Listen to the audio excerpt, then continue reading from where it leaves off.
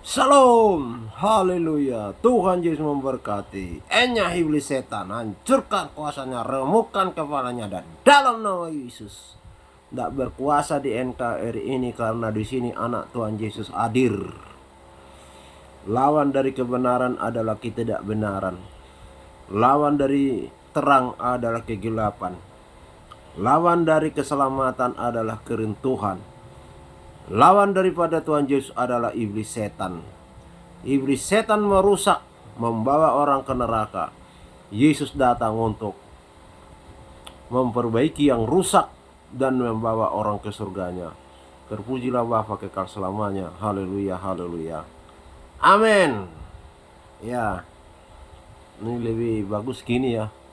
Tapi susah ya pentingnya.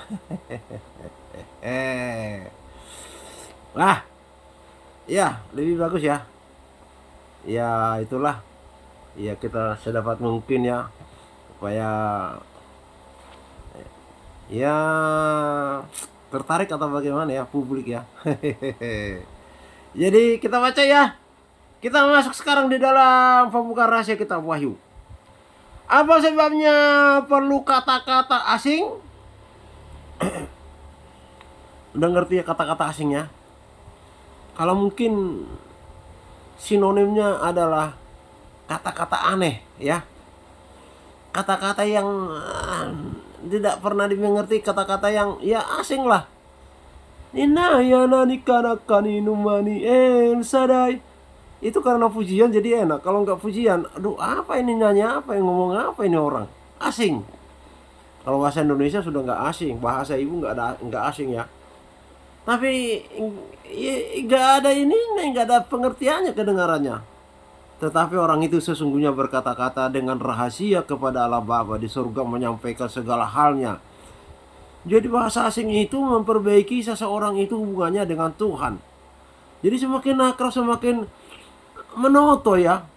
Kata teman Jawa itu, menoto diri di hadapan Tuhan supaya mengikuti apa maunya. Bercermin kepada firman Tuhan, bercermin kepada teladan Tuhan. Jadi apa yang diajarkan itu tertanam dalam hati, dan itulah yang muncul kemudian kepada pikiran, ke mulut, dan ditindaklanjuti. Jadi bagaimanakah seseorang itu dikenal adalah anak Tuhan Yesus? Kata Tuhan Yesus, apabila mereka membawa damai. Dan sudah membawa damai, gak mau damai, ya sudah, biarkan aja. Biarkan aja terjadi apa yang dia inginkan. Yaitu ya ditangkap sama pemerintah. Karena mereka itu membawa rusuh, membawa chaos. Yang namanya chaos itu kacau balau. Karena dibayar oleh George Soros. Nah itu kemarin itu ada pihak dari sana itu memuji-muji Soros. Emangnya Soros yang koruptor? Emangnya Soros yang mengambil SDA? Emangnya Soros yang makan makanan bergizi beracun? Memangnya, jadi mereka itu memperlihatkan, memperkenalkan dirinya adalah memang bagian dari rencana dari Soros. Kenapa mereka membela-bela Soros? Ya karena mereka memang sudah kalau ngambil lagi istilahnya teman Jawa, sudah dingengei. Dah enak ya, dingengei. Ngei itu BAB itu, tai itu. Mereka sudah diberikan, dialirkan dana-dana untuk bikin Soros NKRI ini, seperti namanya George Soros. Mereka memuji-muji Soros loh, luar biasa. Pemerintah mereka ganyang terus. Apa yang dilakukan semuanya tidak ada yang baik. MBG itu loh, itu kan janji kampanye. Dan mereka juga saya yakin yang menuntut supaya direalisasi. Nah ini makanya, kau yang mulai, kau yang mengakhiri. Dan ini tidak diakhiri. Nah setelah dipenuhi, dinyinyir, disuruh mengakhiri. Mereka suruh dipenuhi. Dan telah dilaksanakan, mereka suruh diakhiri. Maka repot ini manusia-manusia seperti ini. Jadi mereka sanjung-sanjung Soro itu setinggi langit. Waduh. Jelas Soro itu sudah diungkap busuknya untuk menguasai negara seperti di Yunani. Negara vakum dalam arti tidak bisa berbuat apa-apa karena sudah dikup oleh George Soros.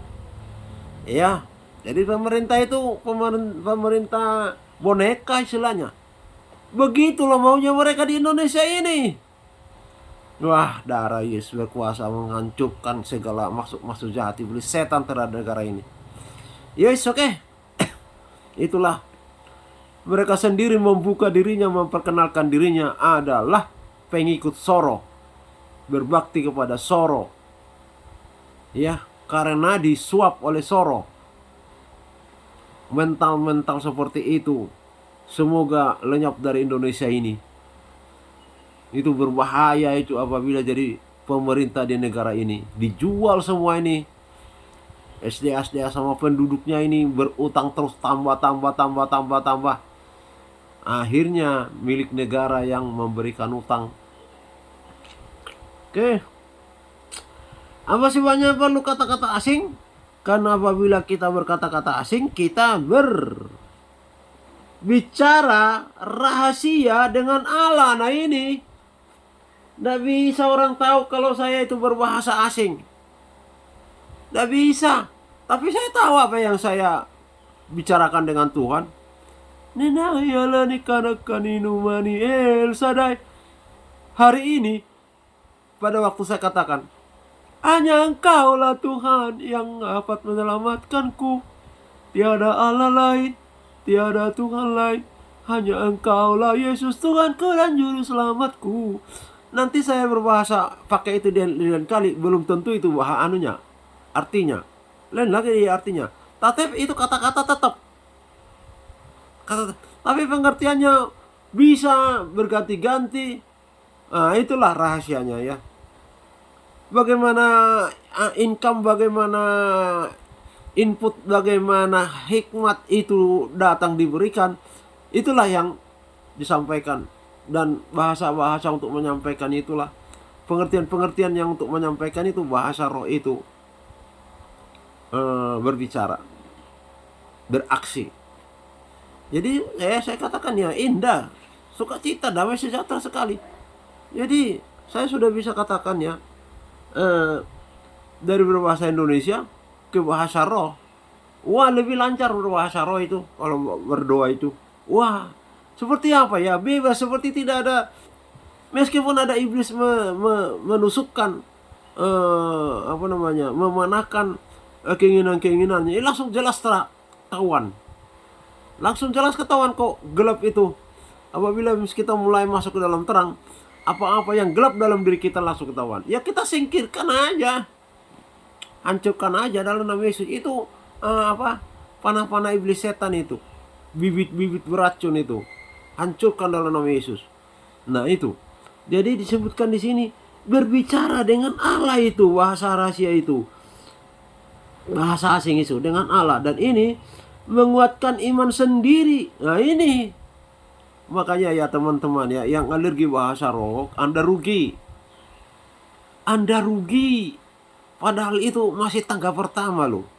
Setelah bahasa roh, mengartikan bahasa roh, lah saya ngomong sama Tuhan, ini kan bahasa Tuhan, masa saya tidak mengerti berbahasa denganmu?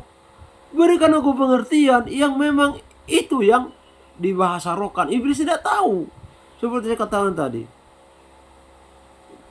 Jadi sebenarnya firman kok yang disampaikan di dalam bahasa roh kepada Tuhan, cuma disampaikan dengan bahasa rahasia. Kelemahan-kelemahan dan permohonan-permohonan kita yang disampaikan kepada Tuhan hanya saja disampaikan dengan secara bahasa rahasia. Iblis tidak tahu. Coba Daniel, dia dengan terbuka menghadap ke Yerusalem. Dia itu mengatakan, setelah saya selidiki Tuhan firman-Mu, sudah 70 tahun sahabat bangsa Israel di pembuangan. Itu 400 berapa itu? Pokoknya sudah kata Tuhan akan dikembalikan kembali. Terus kami menanti-nantikan Tuhan, janji-Mu itu tergenapi, terjadi untuk kami pulang kembali ke Yerusalem. sudah rindu. Jadi tidak tahu dihitung Daniel mulai dari mana ya 70 tahun sahabat itu ya. Apa mulai pembangunan? Kalau mulai dari pembangunan, 70 tahun itu dikali 7 loh. Jadi kelihatannya bukan mulai dari penghukuman ya, baru pembuangan ya, baru kembali. Kalau 70 tahun mulai dari pembuangan, Daniel masih hidup. Satu sahabat 7 tahun loh. 7 tahun kali 70 berarti 490 tahun ya. Iya, 490 tahun. Lah masa Daniel umurnya 490 tahun. Dengan demikian berarti mulai dari penghukuman, mulai dari Yeremia ya. Yeremia, Yesaya, terus Yesekiel, 3 nabi ini. Pada pembuangan itu, penghukuman itu yang sekali, dahsyat sekali itu, mereka ditolak, muak Tuhan melihat kelakuan mereka itu, berzina rohani, berzina jasmani pada zamannya Yeremia. Nah itu. Dan sampai ke pembuangan 70 tahun baru Tuhan kembalikan sesuai dengan janjinya. Nah, yang saya mau tekankan, Daniel berbicara bahasanya sendiri, bahasa ibu. Mengerti manusia, mengerti setan. Itu setelah Daniel ucapkan doa-doanya itu pembawa doa Gabriel ditahan di udara karena itu pakai bahasa ibu si Daniel. Dikepunglah itu si Gabriel, tidak bisa masuk lewat udara ke pemerintahan Media Persia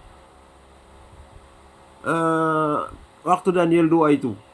Dan waktu mereka dibebaskan itu waktu zamannya Kores. Jadi di udara itu nggak boleh, karena yang menguasai udara daripada pemerintahan Media Persia adalah iblis setan yang memberikan yang manusia itu boneka, raja itu hanya boneka iblis setan. Wah, di situ terjadi pertempuran. Terjadi pertempuran di udara Media Persia antara iblis setan dengan Gabriel. Padahal susunan pemerintah itu, malaikat itu adalah penghulu segala malaikat, Mikael. Pujian penyembahan, Karubium. Ketuanya adalah Lucifer yang telah memberontak. Pembawa kabar, Gabriel. Malaikat Karubium, malaikat apa lagi? Pesuruh, malaikat, ada 7 tingkatannya. Mereka takluk ini menurut susunannya itu. Dalam arti lebih kuat. Tapi kalau masalah perang namanya roh, gak ada yang mati. Wah, gak bisa takluk. Gabriel takluk, gak bisa menembus masuk ke Daniel untuk berbicara kepada Daniel. Bukannya Tuhan tidak bisa ini, tetapi Tuhan mau memperlihatkan bedanya bahasa asing dengan bahasa manusia. Wah, itu gak bisa menang Lucifer. Dalam arti gak bisa ditembus oleh Gabriel. Akhirnya dia minta tolong ke Mikael. Mikael datang. Akhirnya yang menjadi perang adalah setan dengan Mikael. Loloslah Gabriel, sampailah ke Daniel. Ceritalah Daniel. Sudah 3 hari dia dihambat oleh iblis setan, tidak bisa sampai kepada Daniel. Dia berperang dengan penguasa Lucifer di udara. Ya, kuasa teritorial ya kalau di udara itu ya. Bukan kuasa lebih daripada kuasa laut sepertinya Roro Kidul atau kuasa darat. Kuasa darat itu ada kuasa RT RW, iblis setan itu memerintah juga di situ. Kelurahan, kecamatan, kota, provinsi, negara. Lah ini di udara. Lebih berkuasa itu setan yang ada di udara. Ya itu Lucifer lah. Dia memerintah rakyat-rakyatnya, roh-roh jahat itu di bumi. Itu. Nah, itu baru nyampe dan diberitahukan perihalnya sudah 3 hari dia terhambat membawa jawaban Daniel. Jadi disebutkanlah jawaban Daniel 2 itu bahwa betul dia akan pulang, dan Daniel pulang dengan bersama-sama Yerubabel, Hosea, Apa lagi? Bukan Hosea ya. Nah, ada sedikit. Itu pun dari Babilonia, dari Irak, dari Irak. Kalau dari Asor, tidak ada yang kembali. Rajanya jahat. Kalau dari Irak, dari Persia, rajanya baik, Kores namanya. Nah, itu bedanya bahasa asing dan bahasa manusia. Jadi seringkali kita dicegat tidak nyampe kepada Bapa, atau janji itu yang disuruh dibawa malaikat dihadang, nggak sampai kayak kita. Nah, kalau sekarang itu caranya itu untuk bisa tembus, saya diberitahukan dari pembuka rahasia kitab Wahyu ini. Jadi Tuhan itu eh, tidak ini ya. Jadi malaikatnya yang bekerja. Jadi tidak Tuhan datang satu-satu menjawab doa orang-orang itu. Tetapi malaikatnya yang bekerja disuruhkan ke sana. Nah, ketika malaikat itu suruh dari surga turun ke udara, di udara langit pertama kegelapan ya. Terus langit kedua yang terang ini. Jadi mereka itu ketemulah dengan roh-roh pemberontak, malaikat yang disuruh itu. Nah, apabila kita tidak menyembah Yesus, kuasa mereka lemah. Mereka yang dikejar-kejar. Iblis setan yang dipuja-puja oleh manusia itu yang menang. Bukan Tuhan yang kalah dan segala macam. Malaikat yang disuruhkan itu. Apabila kita menyembah memuji Yesus, diberitahukan di rahasia ini, itu malaikat-malaikat yang disuruhkan Tuhan untuk memberkati kita, menjaga kita, mereka yang menang. Dikejar-kejar iblis setan itu, wah, dihancurkan semua, kabur mereka semua. Jadi kalau kita kurang penyembahan, meninggikan memuliakan Yesus, lemahlah kekuatan daripada malaikat-malaikat itu. Nah, di situ jadi kita harus banyak menyembah Yesus. Diberilah mereka kekuatan daripada surga. Wah, itu hancurlah itu kuasa iblis setan. Demikian juga ke kita. Kalau kita kurang menyembah, kuasa damai sejahtera sukacita di mana kita bisa menguasai diri, tenang dan berdoa menghadapi kekacauan, kegelapan dari iblis setan. Karena kita itu diberi kekuatan dikala kita menyembah. Makanya penyembahan itu sangat penting. Itu di dalam aturan tabernakel Musa ada mesbah dupa itu. Mesbah dupa itu khusus penyembahan. Kalau menyalakan lampu itu ada penyembahan. Bagaimana supaya roh kita itu menyala. Nah, tetapi ya pembukaan lah ya. Masuk ke meja roti pertunjukan firman Tuhan dan perjamuan kudus. Itu satu paket. Dan ini tiga-tiga ini harus ada ini. Setelah itu sampai nanti kita sudah siap masuk di mesbah dupa. Itu hanya penyembahan, pujian penyembahan. Wah, makanya saya bilangin, kalau kita sudah betul-betul ada di sana, kita ketemu dengan skena glory. Pertanyaannya, sudahkah kita bertemu dengan skena glory selama kita hidup menjadi orang Kristen? Wah, evaluasi diri. Evaluasi diri. Jangan kita ini sudah tidak mau tahu itu. Jadi melangkah tapi tidak tahu apa yang dirasakan, apa yang dikehendaki. Tidak mengerti apa yang diucapkan meskipun berdoa. Makanya berdoa hafalan itu tanpa ada pengertian, tanpa ada sentuhan rasa di dalamnya. Ya seperti biasa sajalah. Jadi bukan berarti kalau kita ini menghafal Alkitab tidak berarti. Sangat berarti. Hanya kita itu juga sampai masuk ke dalaman daripada pengertian yang ada di dalamnya. Iya. Ya, salah satu kelemahannya bangsa Israel di situ. Hanya hafalan. Tetapi sesungguhnya mereka itu tidak sampai kepada masuk hidup di dalam makna rohaninya, kekayaan pengertian yang ada di dalamnya. Itu mutiara-mutiara terpendam kata Tuhan. Nah, itu bedanya. Jadi kalau saya itu bernyanyi, saya tanya Tuhan, aku tidak hidup dengan nyanyian ini Tuhan. Aku tidak merasakan apa-apa, nggak paham saya apanya ini. Kalaupun paham, kok bisa begini nyanyiannya Tuhan? Jadi banyak aja bertanya, nggak masalah. Kalau manusia nggak sanggup, banyak sekali ngomong mulah karena dia berbeban berat. Kalau Tuhan beda dengan Tuhan tidak. Semakin kita menyampaikan perihal kita kepada dia, semakin dia itu mengintervensi hidup kita, memberikan kepada kita kelonggaran, kelegaan. Beda Tuhan dengan manusia. Tidak sanggup. Manusia itu tempat kita curhat, tidak sanggup. Apalagi berulang-ulang yang itu saja. Ada. Kalau ke Tuhan tidak. Tidak. Dan Roh Kudusnya yang akan mengajar kita bagaimana kita menyampaikan perihal kita, beban kita, masalah kita kepada Tuhan. Ya. Jadi itu bahasa asing ya. Bukan bahasa asing. Ini ribut ini. Budak asing. Wah itu, ya. Mereka muncul itu setelah demo berjilid-jilid rencananya. Orang-orang yang pro itu muncul semua. Dan di counter sama pengikut daripada pemilih daripada Prabowo. Bahwa ada baunya.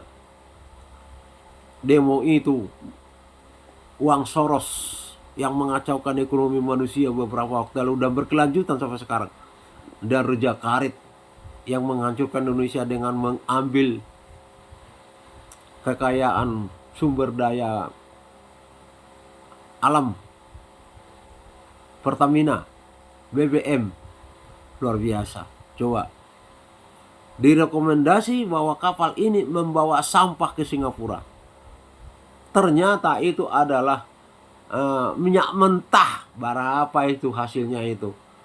Sampah, ternyata minyak mentah. Di sana tidak dinilai, ternyata dolar nilainya tinggi. Habis itu dijadikan pertalite umpamanya, pertamax. Nah, diolah lah istilahnya lah di Singapura itu. Nah, oleh Raja Khalid itu dikembalikan lagi ke Indonesia dengan mengatakan diambil dari luar negeri, bukan dari Singapura. Pindah kapal, dinaikkan harganya. Ternyata minyak yang dibawa ke Indonesia itu dari Singapura, bukan dari luar Singapura, dari Selat Hormuz lah, dari Rusia, dari mana lah itu diceritakan di dalam faktornya toh. Ya disogok lah itu kapal-kapal itulah supaya dikasih stempel segala macam. Atau dipalsu juga itu stempelnya, nggak ngerti. Sampai di Indonesia harganya selangit. Ya selangit dalam arti tidak sewajarnya. Ya, kita baca lagi ya. Dan perlu ditertib kita berkata-kata asing, kita berbicara rahasia dengan Allah, dan ini menguatkan iman sendiri dan tak perlu diartikan. Ini bahasa asing itu antara kita dengan Tuhan. Kita ngomong aja, ya. Padahal kita punya pengertian yang disampaikan kepada Tuhan. Lah ini tidak perlu diartikan ini dalam artian kita sendiri dengan Tuhan. Misalnya saya di sinilah, tidak ada orang lain yang ikut. Udah biasa aja. Nggak perlu saya artikan lagi. Tapi kalau ada orang lain, supaya orang lain itu apa yang saya sampaikan itu setelah disampaikan diartikan. Nah pertanyaannya, apakah iblis tidak mengganggu lagi balik itu malaikat? Ya, dia nggak tahu. Udah tembus ke surga, dari surga kembali ke kita. Bisa saja malaikat juga dicegat itu yang membawa jawaban doa-doa kita, karena kita sudah membahasakan bahasa kita sendiri yang sudah dimengerti oleh malaikat. Bahasa asing, bahasa roh nggak dimengerti sama dia. Nggak usah diartikan sendiri kalau kita sendiri ya. Dan yang dimasukkan di sini karunia mengartikan bahasa roh ya. Karunia mengartikan bahasa roh kepada publik. Iya. Jadi kalau kita berbahasa roh, kalau nggak ada yang mengartikan ya kita ngartikan sendiri. Iya. Bicara rahasia, udah tadi ya, mengartikan tah mana nih, mengartikan 2 Korintus 14 2 dan 4. Iya. 2 Korintus ini di anunya nggak jelas ya. 2 Korintus 14. Loh,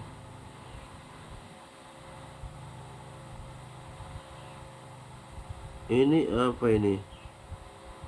2 kor. Nah, loh. Oh, 1 kor.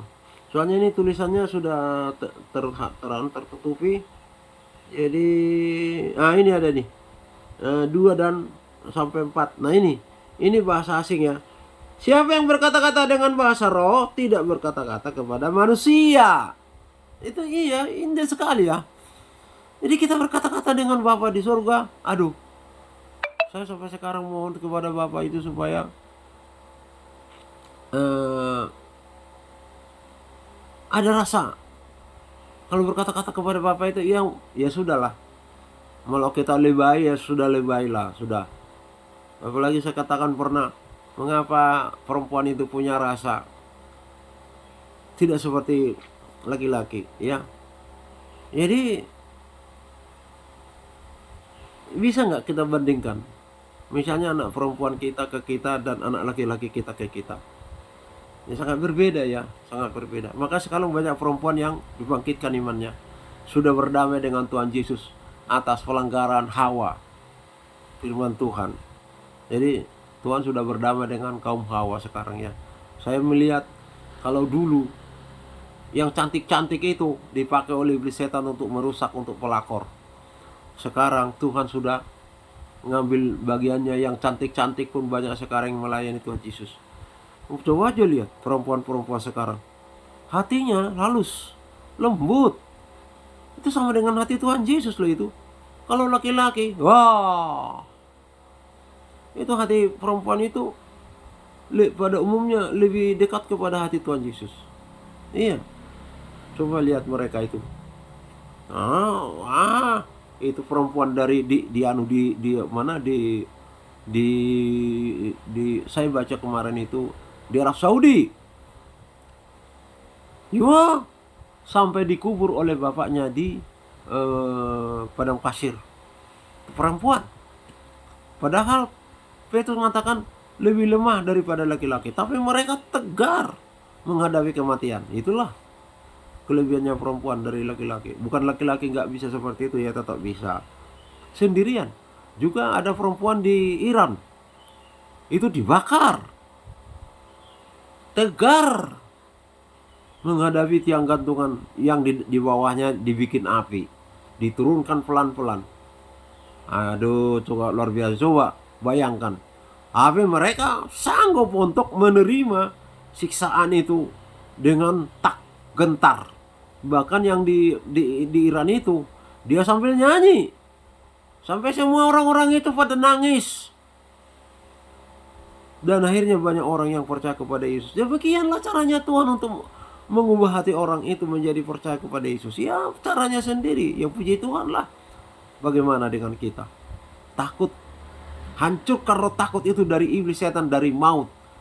Kalau kita takut, Tuhan katakan itu yang terjadi kepada kita. Harus lawan roh ketakutan, roh nyinyir, roh kebencian, roh kekhawatiran. Harus lawan. Ini itu harus terus. Setiap dia datang, lawan, jangan biarkan sampai hatimu diduduki, dikuasai. Lama-lama hidupmu dikuasai, dia mengendalikan. Tidak tahu lagi yang kau lakukan itu kehendakmu atau kehendak setan. Kehendak setan. Iya, ayat 3. Tetapi siapa yang bernubuat, ia berkata-kata kepada manusia, ia membangun, menasihati, dan menghibur. Ini lebih tinggi. Iya, ini bahasa roh, bahasa asing, nubuat. Nah kata Tuhan, kalau kita terus itu melatih bahasa roh kita terus, kita bisa ditingkatkan menjadi bernubuat. Tuhan beritahukan apa yang terjadi ke depan. Menghibur. Apalagi menguatkan publik. Kalau bahasa asing menguatkan kita. Kalau bernubuat menguatkan publik umum. Membangun, menasihati, dan menghibur. Kalau ini ada karunia roh, itu orang itu akan terasa dibangun rohnya. Terasa dihiburkan oleh orang yang punya karunia nubuatan. Nah itu makanya. Jadi kalau orang menasihati orang lain yang mendengarkan itu tidak terhibur, tidak dibangun imannya, nasihatnya melenceng. Demikian juga firman Tuhan yang dibawa oleh hamba Tuhan. Maaf ini pengkhotbah. Kalau firman yang disampaikan itu tidak membangun, tidak nasihat yang ajaib, karena firman itu nasihat yang ajaib, penasihat yang ajaib adalah Tuhan Yesus, tidak menghibur, nah itu perlu, ya gimana lagi ya, karena mereka sudah menjadi pemberita. Ya mereka lah yang harus mengubah diri, meminta Tuhan Yesus itu menguranyakan firman yang membangun, nasihat menjadi nasihat ajaib. Kenapa nasihat yang ajaib? Karena dengan disampaikan firman itu dituruti, keajaiban terjadi. Ya. Hendaklah kamu saya sekata, jadi satu roh, satu Bapa di surga, satu Tuhan Yesus, satu iman kepada Bapa di surga, satu baptisan yang benar yang dari surga. Nasihat yang ajaib. Kalau itu dilakukan, maka sangat indah persekutuan itu. Hubungan antara satu jemaat dengan jemaat yang lain akan sangat indah. Nah itu nasihat yang ajaib. Mengubah pertentangan menjadi perdamaian. Mengubah suasana gelap menjadi terang. Nah itulah hasil dari firman Tuhan sebagai nasihat yang ajaib. Banyak sekali loh keajaiban. Banyak sekali. Semua firman Tuhan itu adalah nasihat yang ajaib. Tapi kalau firman itu dicampur aduk dengan ajaran dongeng manusia, itu firman bukan lagi nasihat yang ajaib, perusak yang ajaib. Makanya Alkitab itu dua fungsinya. Logos setingkat akal atau rema. Lebih dari akal, menghidupkan. Kalau logos mematikan. Itu firman itu fungsinya hanya dua itu. Terang atau gelap, kutuk atau berkat, kehidupan atau kematian. Jadi banyak juga Alkitab itu dipakai menjadi kutuk, karena ditertawakan, dibully segala macam. Jadi kutuklah itu dalam hidupnya. Ya teman-teman muslim ya, ya hati-hati Anda yang menyesatkan, menjadikan itu menjadi tertawaan ya. Dan Kristen juga jangan jadikan tertawaan itu. Harus kita menjaga diri, koreksi diri ya. Itu nasihat yang ajaib loh. Yang punya penasehat yang ajaib. Di mana tadi ya? Ini sudah ya. 4. Siapa yang berkata-kata dengan bahasa roh, ia membangun diri sendiri. Tetapi siapa yang berbuat, ia membangun jemaat. Ya itu bedanya ya. Karunia roh, karunia bahasa asing, karunia nubuat. Saya sangat bersyukur sekali ya Tuhan berikan aku karunia bahasa roh, bahasa asing ya. Jadi terpuruk. Bisa merangkak meskipun kecil-kecil ya. Naik. Sekarang saya sudah merasa sungguh sangat luar biasa lah. Dari keadaan terpuruk akibat dosa melawan suara Tuhan, melawan firman Tuhan. Jadi saya katakan bukan kepada mengambil buah terlarang itu yang menjadi dosa, memakannya. Toh itu akan dimakan juga kalau sudah diizinkan. Tetapi yang menjadi dosa ialah melawan perkataan Tuhan sendiri, melawan larangan Tuhan sendiri. Itu yang menjadi dosa. Saya juga sudah dikatakan jangan nak. Mereka katakan saya tidak laki-laki. Tuhan kan bisa nanti mengampuni saya. Terus bagaimana saya akan menikah kalau saya memang bukan laki-laki? Roh saya sudah menuduh saya itu tidak laki-laki karena setan. Ya saya lakukan. Tidak bisa Tuhan jagai. Saya gemetar. Ya mengeluarkan sperma juga sama perempuan itu. Ya sudahlah, sudah semua suami istri. Tetapi tidak sampai. Sudahlah. Jorok, kotor, najis pikiran saya setelah itu. Jadi bukan kepada melakukannya itu, hanya itu. Kalau dilakukan itu saya nikmati dan berjalan normal, saya tenggelam. Sudah dari perempuan ke perempuan sudah. Tapi Tuhan tidak mengizinkan hal itu. Tambahlah setan merajalela bahwa betul saya ini bukan laki-laki. Mulai saya tidak akan mau menikah lagi. Jadi saya menikah itu tidak full. Karena teman-teman mendesak saya, teman-teman kerja yang seangkatan saya. umurmu sudah berapa, kita ini sudah punya pacar, kamu itu kok nggak pernah lihat pacarmu siapa. Nah, dorong-dorong, ayolah, mereka sudah punya pacar. Nah, apa mungkin sudah ada di gereja, ditanya segala macam.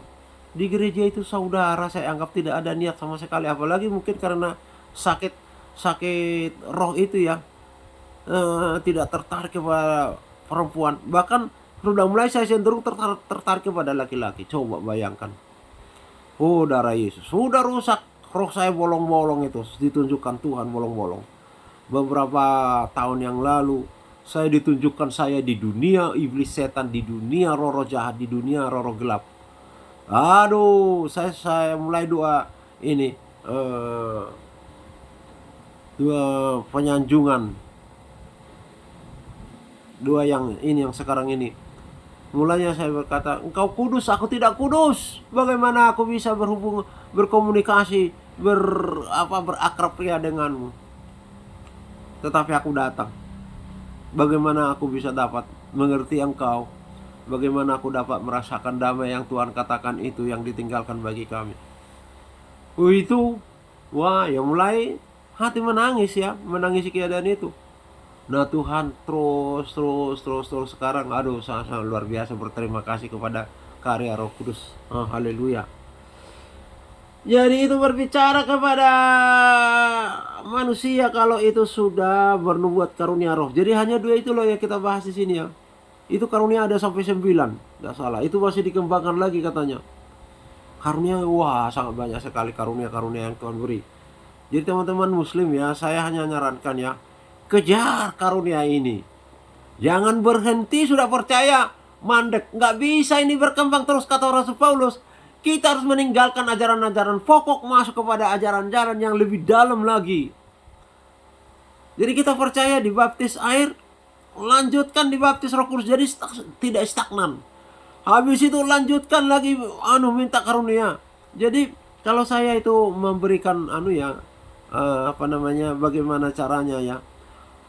Misalnya mau karunia kesembuhan, ya, mulai praktekkan kesembuhan di dalam diri sendiri, keluarga. Nanti lama-lama Tuhan berikan itu, apalagi kesembuhan kepada orang lain. Ya, saya mulai nih, dalam nama Yesus, kuasa darah Yesus, hancurkan rungkat kepalanya iblis setan, sakit penyakit keluar. Nah, Tuhan mengasihi kita karena kita terus mempraktekkan daripada perkataannya. Lama-lama dia berilah. Itu mau. Itu inginkan itu. Atau mau perkataanmu tidak bisa dibantah orang lain. Atau mau menjadi pemimpin. Atau mau menjadi berkat. Atau mau menjadi pengusir setan. Atau mau karunia bisa mengetahui isi hati orang dari perkataannya. Itu. Jadi ya sebenarnya kalau kita kalau dari perkataannya hanya itu aja yang kita tahu. Kalau membedakan roh, kita melihat orang itu, kita sudah tahu meskipun dia belum berkata-kata. Nah, contoh saja ribut mengenai mantan jenderal Panglima TNI ya, Panglima tinggi TNI. Kalau presiden kan panglima tertinggi TNI. Nah, dia menceritakan kalau memang ada saya bukti, tunjukkan buktinya. Kalau saya berzina dengan apa yang dituduhkan itu kepada saya, bla bla bla bla bla bla bla, ya toh. Nah, kalau kita memiliki bahasa roh, kita bisa tahu dari bahasanya itu benar apa tidak dia melakukannya. Itu makanya salah satu alat yang harus dimiliki oleh konselor, harus memiliki karunia bisa membedakan roh. Sehingga orang itu berbohong, kedap segala macam, itu langsung bisa ditunjukkan oleh Tuhan Yesus bahwa itu tidak benar. Iblis setan yang berbicara dari dalamnya menipu, berbohong, hoakbar. Itu. Jadi kita ngikuti ngomongannya, ini benar ini, bahwa ini berbohong. Itu langsung disekak. Bukan hanya tahu ya, tapi Tuhan memberitahukan senjata pemungkas, menembak itu orang dengan firman, nasihat yang ajaib. tergelepak sudah. Akhirnya nangis-nangis, ngakui segala perbuatannya. Telah berzina kepada berapa laki-laki. Aduh, sudah. Itu konselor itu harus memiliki karunia membedakan roh. Wah, itu. Jadi orang di jalan yang lawan bicaranya, dia sudah tahu, oh ini maunya seperti ini. Oh, sudah tahu, ini strateginya melawan ini. Pakai firman ini, masuk ya. Itu tergeletar itu orang itu, ndak bisa ini. Mengusir setan juga harus memiliki karunia roh. Wah, jadi yang mana yang dipukul? Di mana setannya berada? Loh, kalau nggak bisa mengerti, apa istilahnya ya? Harusnya jangan nembak dulu, menembak duluan. Harusnya tembak dengan kuasa Roh Kudus, tidak ditembak. Karena nggak tahu. Tapi kalau dari roh itu semua berjalan sesuai dengan keinginannya, hancur itu musuh, hancur. Udahlah. Ya, jadi kita lanjut ya. Udah Korintus tadi ya. Hanya apabila diterjemahkan maka akan sama nilainya dengan nubuat. Itu bahasa rahasia tadi ya. Tadi kita sudah sebutkan apa itu nubuat ya. Menghiburkan, menguatkan, membangun, menasehati, nasihat yang ajaib. Bukan nasihat adat istiadat. Setan juga yang mengerjakan itu, ada kebaikan, tetapi mereka tetap ada di dalam lingkungan nenek moyang itu. Ya, karena nenek moyang memuji setan, ya setan yang ada ke nenek moyang itu turun kepada pelaksana. Sampai sekarang adat istiadat yang menyembah hula-hula itu. Ya, apabila diterjemahkan sama dengan nubuat, ingat, kalau ada api, tentu ada asap. Ini. Jadi api. Jadi bisa kita koreksi diri kita sendiri. Adakah api kita melamun aja, melempem, ditekan masalah, ya, tertutup akan firman Tuhan, ya, tidak beranjak, dingin-dingin saja pujiannya, tangannya lemah, tidak ada sukacita. Aduh, ini kalau ada api, nggak seperti itu. Roh Kudus itu adalah api, dan itu tetap dua. Api yang membakar segala kotoran kuasa iblis setan, atau api yang menghanguskan kita. Tetap kehidupan atau kematian, kutuk atau berkat, rema atau kematian, logos, rema atau logos. Ada asap.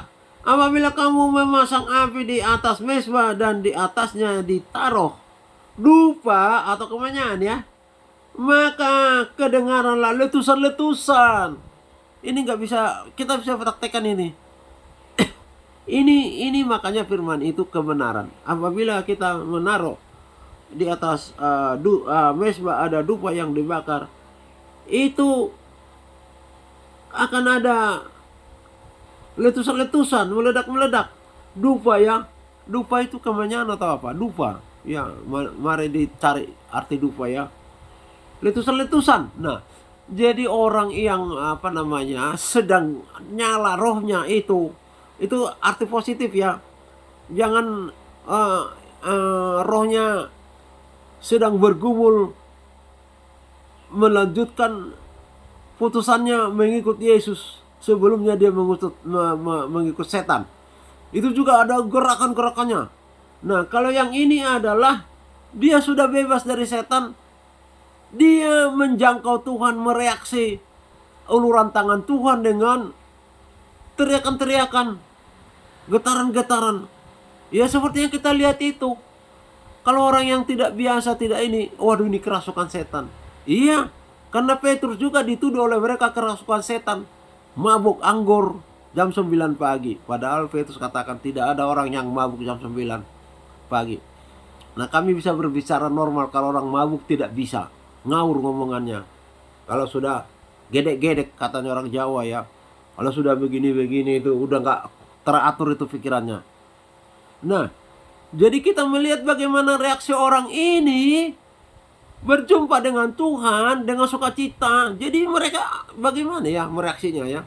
Sukacita sekali lah. Ya. Ada yang tersungkur, ada yang menangis dan sebagainya itu. Nah, orang yang bergumul juga seperti itu. Tuhan mau melihat keputusan mereka sungguh-sungguh dari hati apa tidak. Oh, dia biarkan mereka berperang. Kamu mengikuti Yesus atau mengikuti setan? Mengikuti Yesus. Nah, setannya mulai bereaksi. Nah, orang ini melawan. Tuhan memberikan kekuatan. Dia saksikan. Udah. Pada waktunya diputus. Tas. Udah. Iblisnya pergi. Legalah dia. Jadilah dia manusia baru. Pengikut Tuhan Yesus. Tidak lagi pengikut setan. Nah, di situ pergumulannya. Ya, kita lihat sama-sama gerakannya. Tetapi pada prinsipnya beda dengan orang sudah tidak lagi pengikut setan tetapi memiliki hal yang sama. Jadi tubuh bereaksi bagaimana Tuhan. Iya, Tuhan datang aja, tubuh ini sudah bereaksi kecang-kecang atau apa namanya, bereaksi seperti itu. Wah, sukacita sekali, luar biasa. Apabila kamu memasang api di atas mezbah udah ini ya, di atasnya ditabuh dupa, maka nggak terjadi letusan. Letusan. Ini berbicara tentang kata-kata asing yang hampir tidak diketahui.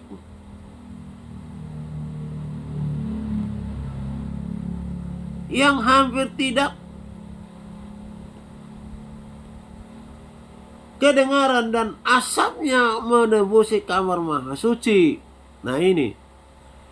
Jadi tangisannya, nyanyiannya, erangannya, itu asap menembusi ruang maha suci. Ini udah mau berjumpa dengan skena glory. Tapi seringkali kita belum sampai melihat skena glory sudah berhenti. Ya karena memang mungkin ibadah ya. Kalau pribadi bisa jalan terus sampai menembusi skena glory. Ya di sini kita sendiri yang mundur diri. Kalau kita teruskan pasti ketemu skena glory sudah, karena menurut janji ini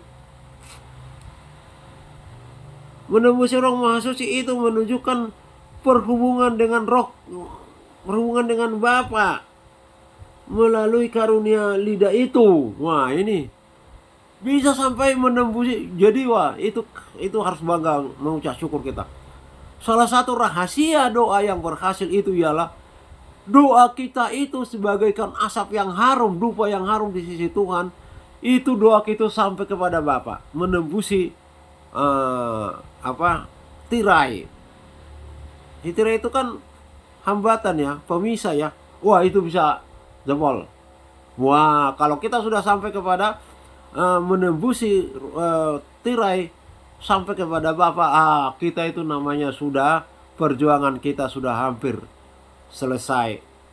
Kita sampai kepada tujuan. Tujuan kita adalah skena glory. Wah itu dia. Jadi dari bahasa lidah loh. Wah sangat luar biasa. Oleh karena itu apabila kamu menyembah aku, kata Yesus, berdoalah dengan akal. Berdoalah dengan akal, lalu sambung dengan kata-kata asing. Nah ini, ya inilah. Jadi ini pernah saya katakan. Kalau kita mau berdoa kepada Yesus, kalau ini ada, berarti kita normal. Yaitu, berat, ngawur pikiran, tidak bisa fokus, nggak bisa, mati kita punya doa itu. Nah, ini berarti masih dalam doa akal. Saya aja misalnya kalau berbahasa roh masih ada iblis setan lintas, tas gitu. Aduh, darah Yesus. Saya teruskan berdoa bahasa roh. Ini maksudnya supaya saya mengikuti pikiran dan suara setan yang lewat di dalam pikiran saya itu. Nggak mau saya, nggak mau mengikuti itu. Misalnya kata-kata porno lah atau apalah, lintas pikiran kepada manusia, perempuan-perempuan yang di medsos itu. Aduh, darah Yesus sudah.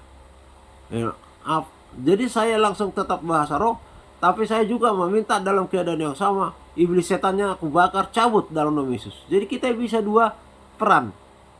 Makanya manusia itu aneh. Dia main gitar, dia juga nyanyi. Kan beda itu anunya. Beda dua sisi itu. Tapi dia bisa lakukan. Luar biasa. Makanya ada bilang melatih otak kanan, melatih otak kiri. Jadi bisa dua-duanya. Banyak peran lah. Iya, banyak peran.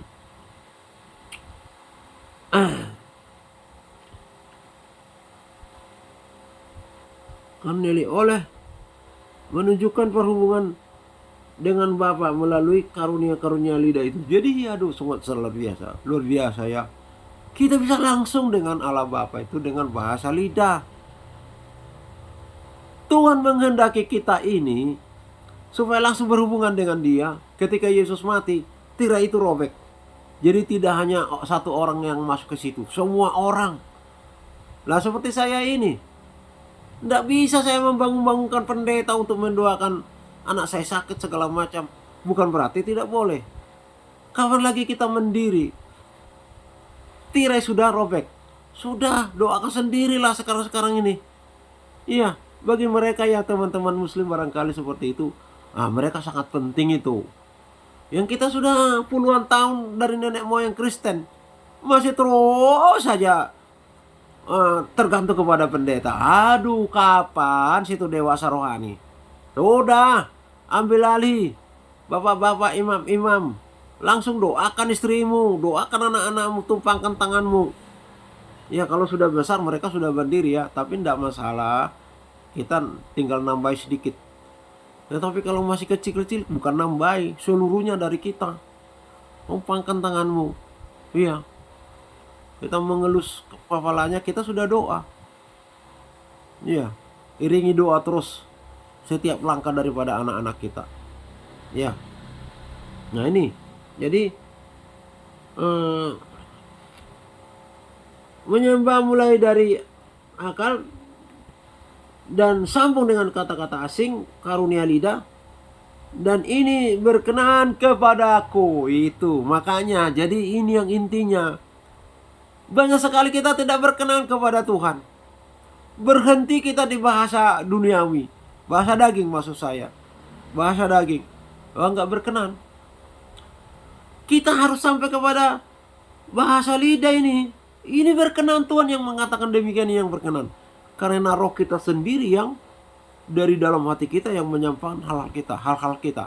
Kalau tidak, dari daging kita sendiri yang menyampaikan hal-hal kita. Ya dari daging. Kebinasaan yang ada. Debu tanah sifatnya. Itu. Jadi itu yang berkenan kepada Bapa. Ibadah yang apa nih? Ibadah yang benar dan teratur akan mengalami persekutuan dengan aku berdasarkan Korintus 14:26-23a. Ibadah yang benar dan teratur akan mengalami persekutuan yang indah dengan Tuhan Yesus.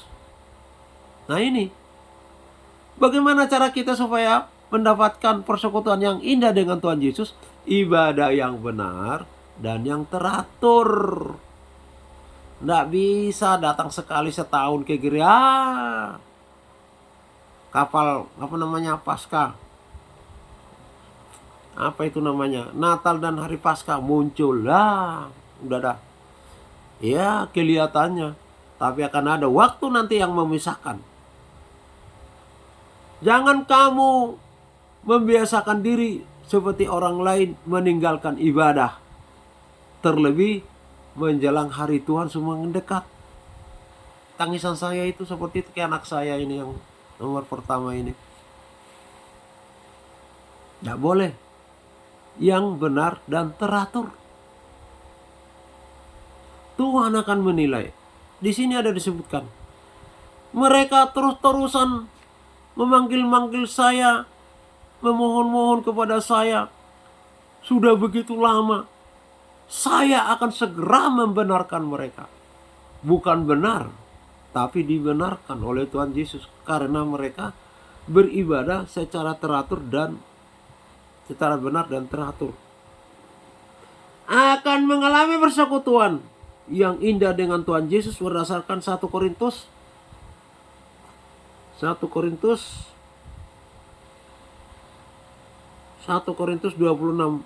sampai 33 ya.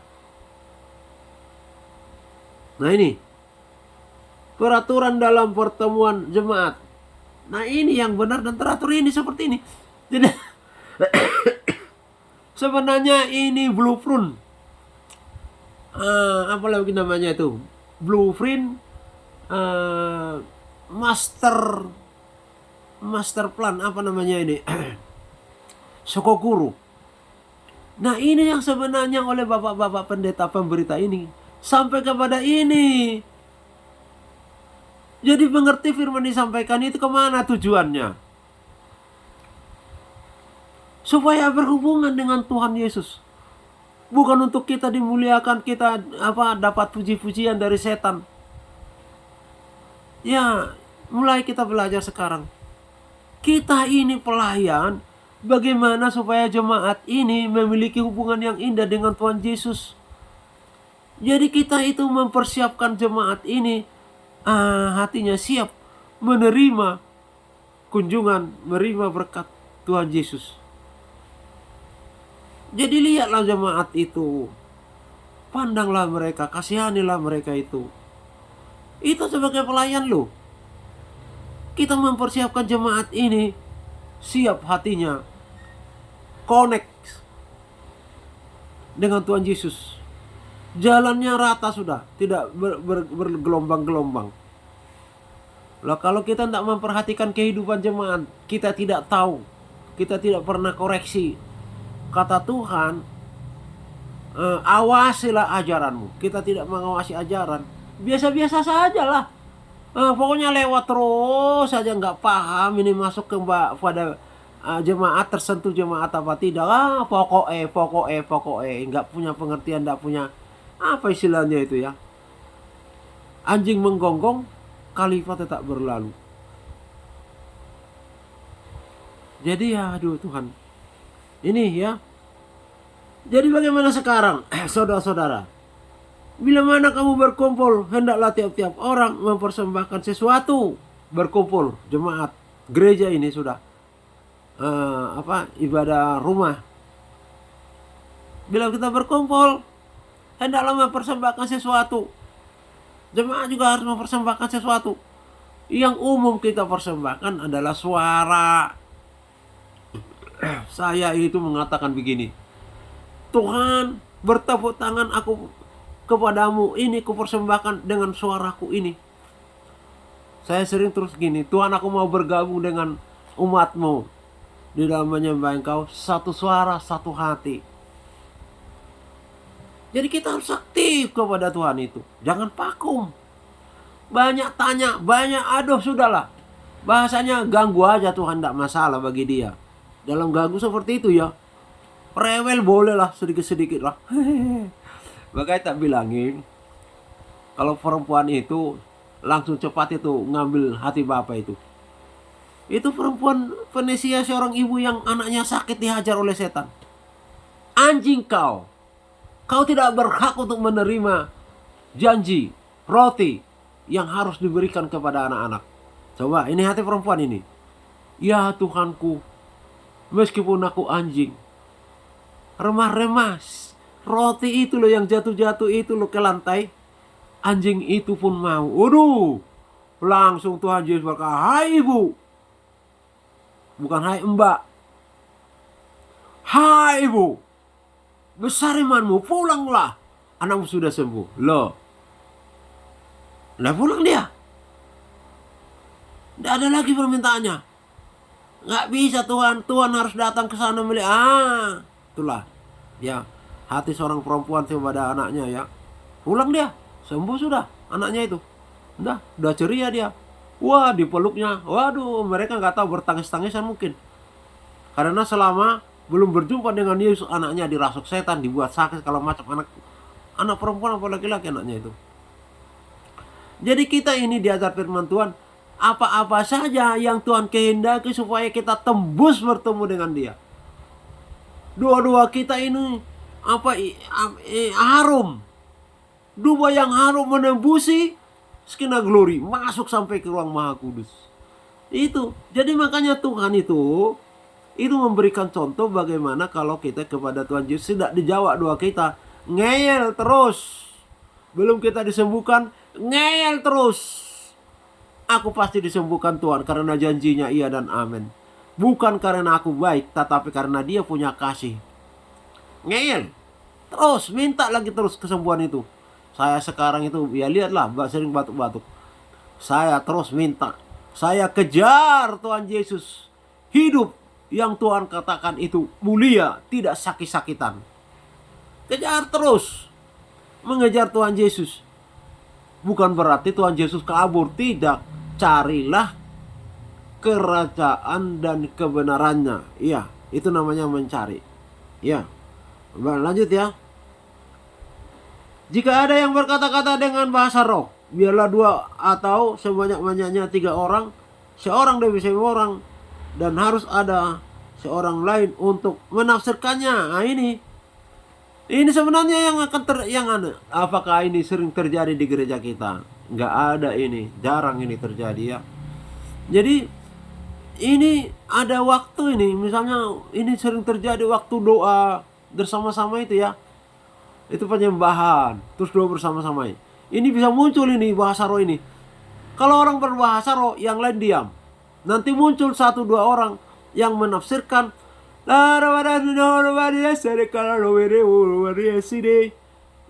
Langsung yang satu ngomong, Tuhan berbicara begini, begini, begini.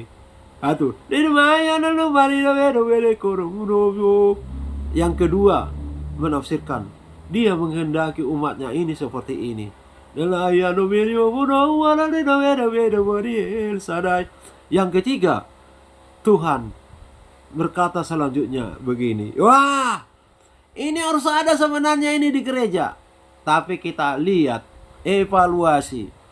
Tidak ada gereja yang seperti ini. Tidak tahu nanti ke ujung sana ya, setelah 12 rasul hujan akhir tuh muncul ya. Ini sebenarnya yang itu sudah sangat luar biasa itu. Habis itu penyembahan itu, masuk lagi doa pujian, masuk mesbah roti dupa dan perjamuan kudus, terus masuk ke mesbah dupa. Wah, itu di mesbah dupa itulah tenggelam sebenarnya kita ini di dalam pelukan Tuhan Yesus. Wah, sudahlah. Jadi orang misalnya anak-anak ya, seperti anak-anak memang. Misalnya anak-anak diganggu oleh temannya, datang mengadu kepada bapaknya, waduh. Atau yang dipukul bapaknya juga ya, kondisinya yang saya gambarkan. Ada anak-anak pernah dengar, lagi karu-karuan dia ngomong, tetapi rohnya itu menceritakan perihalnya. Sudahlah, iya, oke, iya sayang, diam dia sudah. Seperti itu Bapak dengan kita sebenarnya. Kalau di mesbah dupa, wah itu seperti itu. Jadi nggak ada lagi mikirkan masalahnya, nggak ada lagi mikirkan kepada kompor gas segala macam, udah ada tenggelam, sibuk masing-masing dengan Tuhan, masing-masing mereka nggak ada dengarkan dua-dua orang lain. Kalau masih dengar-dengar itu bukan di mesbah dupa juga. Jadi sibuk masing-masing urusannya masing-masing kepada Tuhannya. Baru amin. Berakhir sudah penyembahan itu, sudah doa penutupan berkat. Apakah ini ada di dalam ibadah kita? Koreksi dan evaluasi diri. Selidikilah dengan seksama.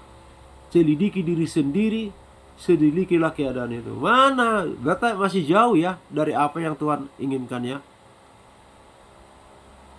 Asingnya itu ya, 2-3 orang tadi katanya lanjut ya. Ini sampai berapa nih? Sampai 33. Tentang nabi-nabi, baiklah 2 atau 3 orang diantaranya berkata-kata dan lain menanggapi tentang nabi-nabi ya kepada Allah. Ada nabi-nabi roh kenabian, baiklah 2 atau 3 orang diantaranya berkata-kata dan yang lain menanggapi apa yang mereka katakan. Ya ini ada roh kenabian ini bahasa Indonesia, ini sudah bahasa ibu.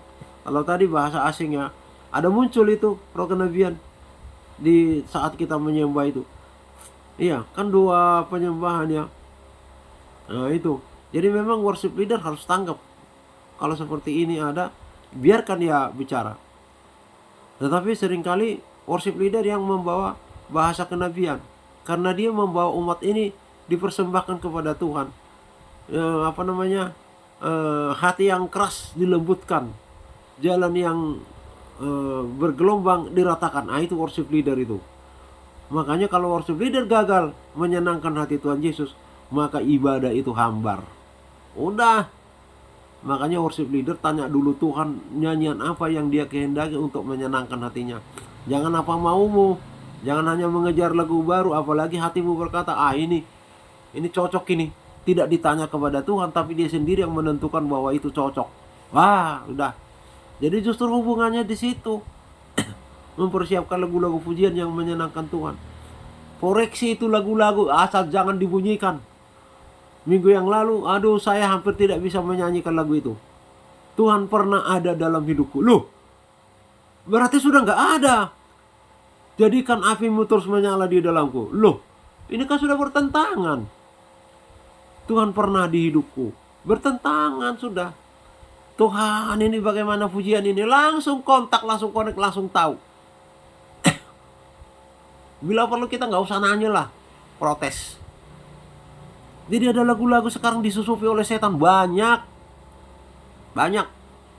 Bahkan pernah muncul. Itu orang itu homo. Bayangkan. Jadi pemimpin pujian. Waduh. Dan dia menciptakan lagu dalam keadaan homo. Aduh, Tuhan Yesus ampunilah kami. Puni hambamu. Akhirnya dia menikah. Dia jadi normal. Itu juga perjuangan dari perempuan. Karena dia sukanya kepada laki-laki. Perempuan berkata, tidak mau lagi sama laki-laki yang lain. Karena Tuhan memang untuk menobatkan dialah. Nah itu dia menciptakan banyak lagu.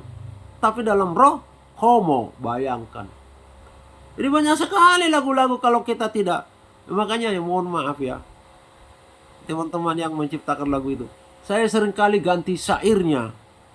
Saya sudah pernah katakan, firman berkatakan, dunia tidak dapat memisahkan kami. Tapi pengarangnya mengatakan, dunia tidak dapat menjauhkan kami dari Yesus. Kalau firman berkata, dunia tidak bisa memisahkan kami. Firman Tuhan berkata, kita begini dengan Bapa. Tapi pengarang lagu berkata, tidak bisa menjauhkan. Segini, udah beda. Segini aja sudah beda. Tuhan katakan klop, seperti permen apalah. Makanya sering dihubungkan dengan hubungan suami istri, dempet. Itu gimana? Jadi yang dimaksudkan di situ betapa lengketnya kita dengan Tuhan. Nah, menjauhkan ini segini, ya nggak jauh lah dibandingkan segini. Segini nggak jauh dibandingkan segini, tapi padahal ini sudah jauh dibandingkan ini. Sudahlah, udah kacau balau itu pengertiannya. Menjauhkan kami dari, bukan menjauhkan, tidak dapat memisahkan. Sudahlah. Tentang nabi-nabi sudah ya. Jadi ada juga roh kenabian berbicara. Iya.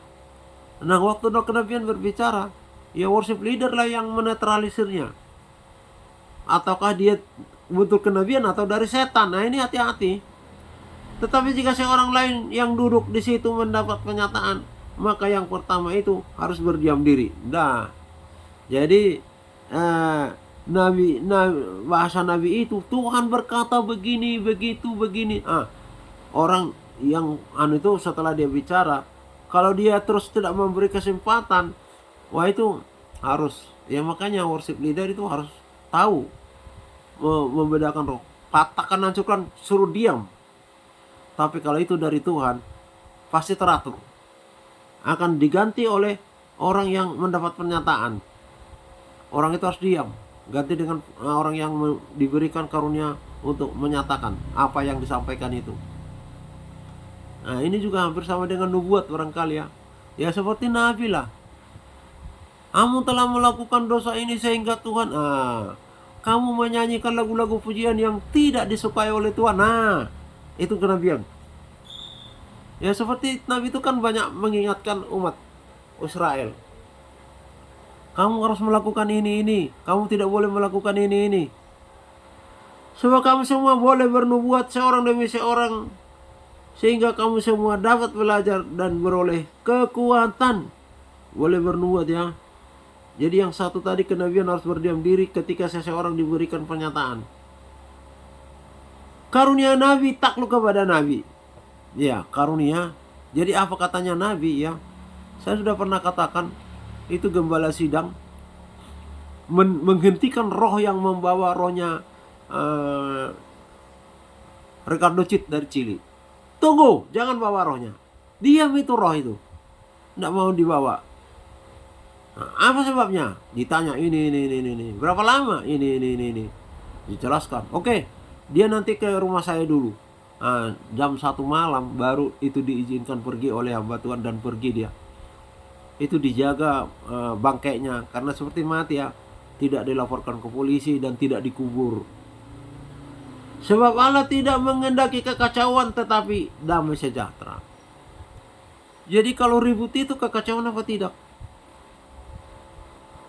Maksudnya itu ribut ada waktunya. Tenang, masuk lagi ke pujian. Itu maksudnya. Kalau ribut itu bukan ribut karena setan. Bukan, maksudnya tidak ada kekacauan itu roh setan yang mengacau merajalela di situ. Itu maksudnya nggak boleh. Tapi kalau berbahasa roh seperti yang dikatakan tadi, melakukan gerakan-gerakan mereaksi kemunculan Tuhan dalam hidupnya, badan ini mereaksinya, itu bukan kekacauan yang dimaksud, ya. Jadi kekacauan adalah roh pengacau di situ. Itu yang nggak boleh. Sama seperti dalam semua jemaat-jemaat yang kudus, perempuan-perempuan harus berdiam diri dalam pertemuan-pertemuan jemaat, sebab mereka tidak diperbolehkan untuk berbicara. Mereka harus menundukkan diri seperti yang dikatakan juga oleh hamba Tuhan. Sampai berapa nih? 33 ya. Jadi udah sampai 34 sama seperti dalam jemaat. Ya sudah selesai. Ini tidak usah kita bahas. Oke. Ya udah hampir di mana kita ini udah selesai. Di mana karunia-karunia pernafasan tubuh pengantin yakni. Nah ini nih jadi pernafasan badani kita ini. Pernafasan rohani ini. Mazmur nyanyian roh itu pernafasan rohani. Oh firman dari Nah ini roh saya ini sedang mengeluarkan kotoran udara rohani dan sedang menghirup udara bersih, oksigen. Wah itu, kalau mau kita sehat, minta Tuhan untuk mengaruniakan nyanyian-nyanyian kepada kita setiap saat. Makanya saya aja masih belum sampai. Jadi tetapi udah sering kali roh saya itu menyanyi-nyanyi di jalan, menyanyi-nyanyi di mana, menyanyi-nyanyi. Tapi belum seluruhnya saya menyanyi-nyanyi. Masak saya sering kali udah lupa, nyuci piring udah lupa, nggak nyanyi sudah sering. Tapi kalau di jalan karena memang menyangkut keselamatan, roh saya itu langsung nyanyi. Dan yang saya temukan sekarang, kalau saya nyanyi puji-pujian kepada Tuhan, ada iblis setan menawarkan rojina cabul atau apapun itu, sudah saya singkirkan. Karena saya dibentengi oleh pujian kepada Tuhan Yesus. Ini cara menyingkirkan kebusukan-kebusukan, sifat-sifat dunia, sifat-sifat setan, sifat-sifat dosa dari hidup kita. Nyanyi, meskipun hanya referennya tok, tidak apa-apa, referennya tok. Wah itu sangat luar biasa, sangat luar biasa. Jadi ini bermazmur nyanyian roh, itu bahas apa? Bernafas rohani, karunia lidah berbahasa roh itu. Semakin sering kita berbahasa roh, semakin udara-udara yang kotor keluar dari roh kita. Kita menghirup udara yang segar. Kuatlah roh kita jadinya, ya toh, tidak lemes. Was sikat iblis setan. Kita sudah diberi kuasa, sudah sanggup. Karena roh kita kuat. Nubuatan. Itu pernafasan rohani. Kenyataan, penglihatan. Itu banyak sekali tuh. Teman-teman muslimah dan muslim melihat Yesus itu kan penglihatan. Itu rohnya itu langsung waduh beranjak sekali. Ya saya itu nggak, karena saya juga ikut hampir meneteskan air mata. Nur Akmyok apa itu penglihatan. Lihat hatinya langsung bahkan teriak, bahkan nangis. Jadi teman-teman muslim yang jumpa dengan Yesus itu, kalau hatimu gembira segala macam, ada sesuatu yang hilang. Kalau budar niati dari punggungnya ini sesuatu yang besar hilang, baru dia lega, baru dia rasakan damai sejahtera. Itu pernapasan rohani. Karunia lidah yang diterjemahkan, ini penghiburan ini jadi lega hatinya. Apa yang disampaikan di dalam bahasa roh diterjemahkan ke bahasa ibu, ke bahasa Indonesia, itu orang lain itu bisa nangis karena disentuh oleh Roh Kudus. Pernafasan rohani. Jadi ada berapa nih? Ada 5 nih pernafasan rohani. Inilah tanda-tanda persekutuan yang benar kepada Tuhan Yesus. Nah ini, kalau kita mengevaluasi diri, pakai ini. Adakah ini kita miliki? Enggak.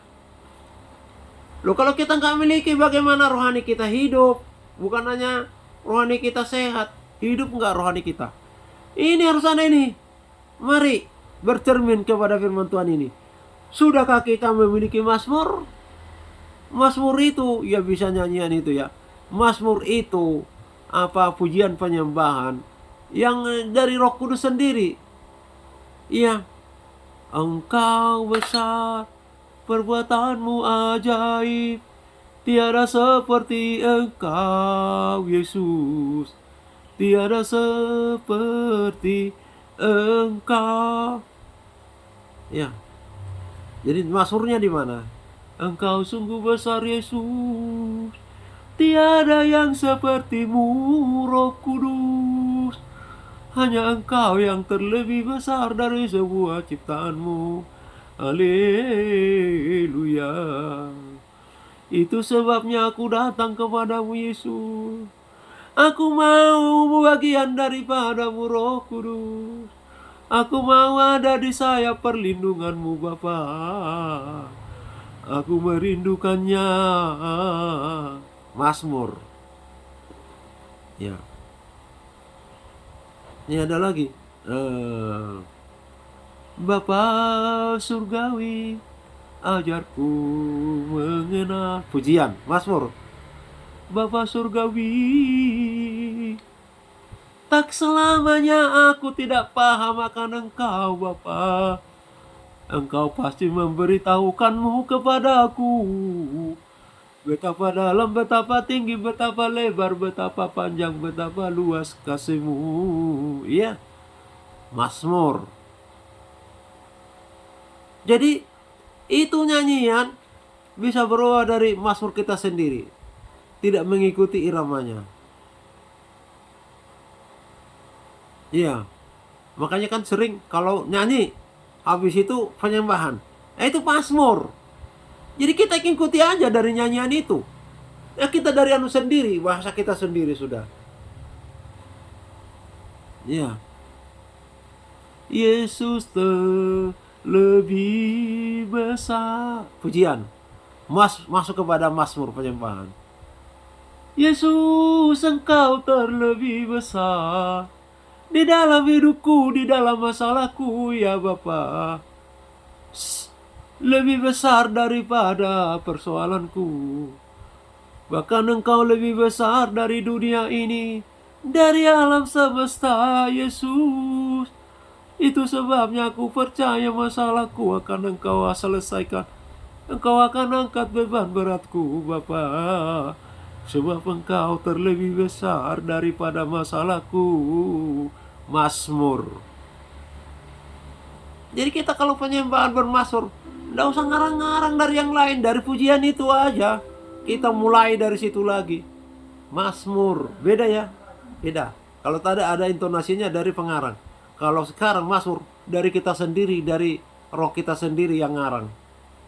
Ya, sudah sampai di situ. Terpujilah Bapa kekal selamanya. Haleluya.